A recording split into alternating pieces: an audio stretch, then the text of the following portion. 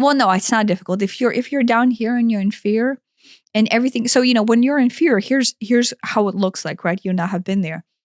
Everything that challenges your course of life is a threat. Right? That is how oppression is. That's how oppression propagates itself. You have your way of being, and your way of being feels very safe because guess what? You have designed this little system where everything is just right.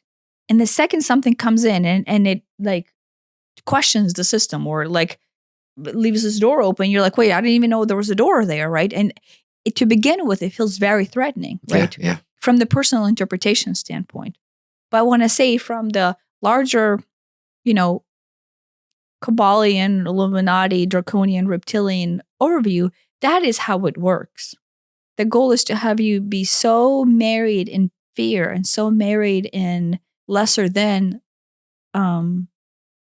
status quo to where that is the only thing you know, right? And so if the only thing you know and the only way you function is through like, oh my gosh, I'm in fear and everything has to be a mitigation to it. Like I have to mitigate everything else because guess what? I'm afraid. And by default, you're afraid of everything. Your life becomes an exercise in how many of these things can I control?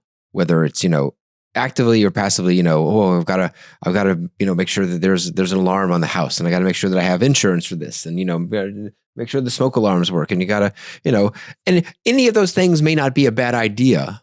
Yeah. But if they're consuming you and it's like, oh my gosh, I just know the house is going to burn down and I've got to triple check that the stove is off and I've got to, make sure that the outlets or everything's plugged in and you can get lost in it very easily. Yeah. And it doesn't, house burning down is just one, it could be anything. It could be losing your job. It could be getting sick. It could be, who's going to win the election. It could be, the war, some war. It doesn't matter.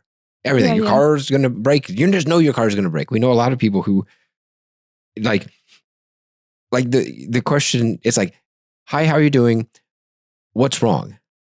Yeah. And it's like, the assumption is that something is just wrong. Yeah, because you're always looking for something to be wrong. Right. And you would need some, to some extent, some people have worked their way to where the only way they stay alive is through worry. Yeah. Right. What feeds their soul is worry. Like, that's really sad, but that is true for a lot of people. Yeah. That is the only thing that is left to fuel you. If you're just drowning in your lower three chakras and you can't even, right? That's the only way you feel alive is worry.